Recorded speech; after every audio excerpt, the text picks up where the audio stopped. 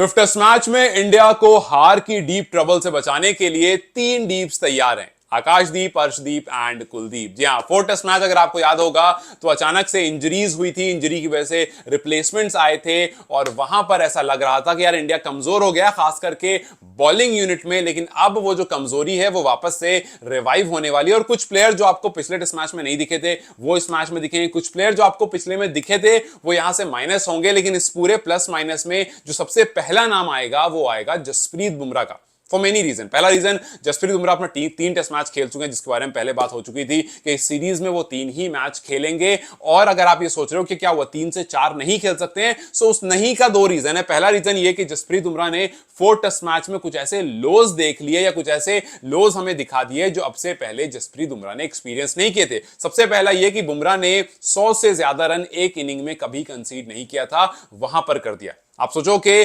कितनी बड़ी अचीवमेंट है खिलाड़ी के लिए। आप इस लिस्ट को उठाकर देख लो, इस लिस्ट में आपको स्टार्क, कमिंस, हेजलवुड, बहुत सारे गेंदबाज दिखेंगे, लेकिन सब आपको मल्टीपल टाइम्स एक इनिंग में 100 से ज्यादा रन कंसीड करते हुए दिखेंगे। बुमराह ने कभी नहीं किया था, कल पहली बार हुआ, मतलब पिछले मैच में पहली बार हुआ जब बुमराह ने एक इनिंग में 100 से ज्यादा रन कंसीड कर दिए। दूसरी चीज, पहली बार ऐसा हुआ जब बुमराह ने एक पूरे दिन गेंदबाजी कराई और सिर्फ एक ही बॉल वो 140 प्लस टच कर पाए, जिसका मतलब ये था कि वो ताकत तो पूरी लगा रहे थे बट उनकी जो फिटनेस है वो शायद उस लेवल पर नहीं पहुंच पा रही थी कि वो टेस्ट मैच में जहां पर 20-22 ओवर फेंके जाते हैं वहां पर वो 140 क्लिक कर पाए। सो इसका मतलब है कि वो अपने बेस्ट टाइम पर नहीं थे और शायद यही सब देखते हुए आप बुमराह को अगले मैच के लिए फिट एंड फाइन तो नहीं महसूस करोगे। सो पहला नाम जो है वो जसप्रीत बुमराह है, जिनके बाहर जाने की चांसेस काफी ज्यादा हैं, उनकी अवेलेबिलिटी जो है वो अनसर्टेन हो चुकी है। सो उनकी जगह पर पहला दीप आएगा जो होगा अर्शदीप।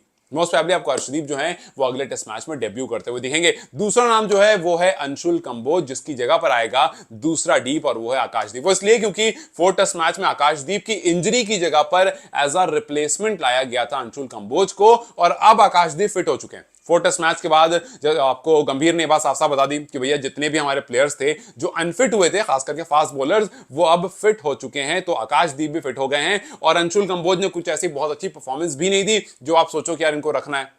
आप बड़े आराम से सोच सकते हो कि हाँ यार आकाशदीप जिन्होंने अच्छी गेंदबाजी की उनको हम वापस लेकर आएंगे। सो दूसरे डीप की एंट्री यहां पर हो गई। तीसरे डीप की एंट्री को समझने के लिए, कुलदीप की एंट्री को समझने के लिए आपको यह समझना जरूरी है कि पिछले 4 मैच में चेंज क्या हुआ है। पिछले 4 मैच में जो सबसे बड़ा चेंज हुआ है वो ये कि इंडिया जो बैटिंग की दीवानगी में घुसी हुई थी, अश्विन की लाइन में अगर बोलूं तो, वो अब फिलहाल थोड़ा रिलैक्स होगी क्योंकि उनका जो लोअर ऑर्डर है और खासकर उनका जो ऑलराउंडर यूनिट है उन्होंने रन स्कोर करके दे दिया है। सो रविंद्र जडेजा और वॉशिंगटन सुंदर की तरफ से जब शतक आए तो इसका, जडेजा लगातार रन्स कर रहे हैं, वॉशी की तरफ से शतक आ गया तो थोड़ा सा इंडिया रिलैक्स होगा अपने बैटिंग डिपार्टमेंट को लेकर के कि हाँ यार चलो यहां पर जो है वो रन्स आपको बनता हुआ दिखने वाला है। सो आप बॉलिंग की तरफ थोड़ा ध्यान दे सकते हो बिकॉज बॉलिंग डेक जो है उसको काफी पिटाई पड़ी थी। 669 रन्स पड़े थे।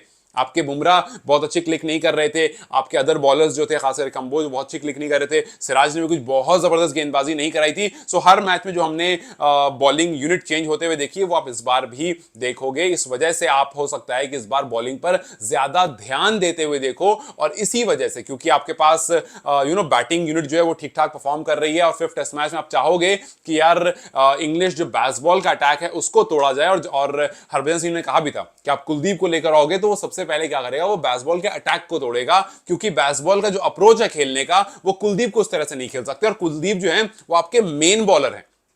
तो यहां पर कहानी सिंपल होगी कि आप as a main batter use कर सकते हो वॉशिंगटन सुंदर को और उसके बाद आपको जडेजा और कुलदीप को जहां पर फिलर की तरह यूज करना होता है शुरू के 1-2 दिनों में, अगर आप पहले और दूसरे दिन गेंदबाजी कर रहे होते हो वो कर सकते हो और नहीं तो जब आप तीसरे, चौथे या 5वें दिन गेंदबाजी कर रहे होते हो तो वहां पर बड़े इत्मीनान से आप कुलदीप और जडेजा को यूज कर सकते हो एज एन स्पिनर और वो आपको रिवॉर्ड लाकर भी दे सकते हैं। सो यस, यहां पर कुलदीप की एंट्री जो है वो काफी ज्यादा सर्टेन लग रही है, लेकिन सिर्फ एक मामला है जो फंसेगा और वो है कि अब आप बात करो कि शार्दुल ठाकुर एक तरफ है, एक तरफ नीतीश कुमार रेड्डी हैं। अगर नीतीश कुमार रेड्डी अगले टेस्ट मैच के लिए आपको अवेलेबल दिखते हैं कि हाँ भाई फिट एंड फाइन है, हालांकि उनके रूल आउट होने की ही कहानी चल रही है, बट ठीक है, जस्ट टेकिंग एन एग्जांपल कि अगर फिर भी अवेलेबिलिटी की बात होती है, चांसेस बहुत कम है बिकॉज 2 ही दिन बच रहे हैं, बट अगर होती भी है तो फिर भी आप एक बार सोचोगे कि यार अब तक आपको शार्दुल ने क्या कुछ करके दिया और नीतीश कुमार रेड्डी ने क्या कुछ करके दिया है, दोनों की तरफ से रन्स बहुत ज्यादा नहीं आए हैं और इसी वजह से अश्विन ने यह बात भी कही थी कि भाई आपको एक तरफ जो बैटर है, जो ऑलराउंडर बैटर है, वो 30 रन 40 रन करके दे रहा है और वहीं अगर आप कुलदीप को लोगे, वो 2 विकेट भी ले लेते हैं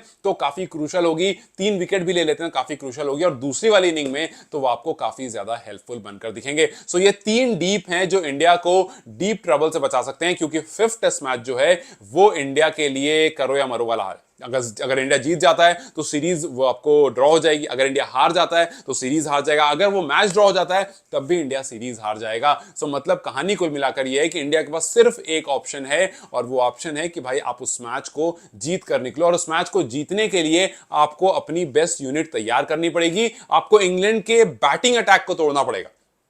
इंग्लैंड का जो बैटिंग अटैक है वो डीप तक है, बिल्कुल नीचे तक है। तो उसके लिए भाई आपको डीप तो चाहिए। तो अब देखना ही है कि इन डीप डीप डीप में घुस करके आप कितने डीप्स को अगले मैच में मौका देते हो। मेरे हिसाब से भाई तीनों डीप खेलने चाहिए, कुलदीप भी, अर्शदीप भी और आकाशदीप भी। अर्शदीप का बहुत सिंपल है, जसप्रीत बुमराह नहीं रहेंगे रिप्लेसमेंट। आकाशदीप, अंशुल कंबोज वेरी इजी।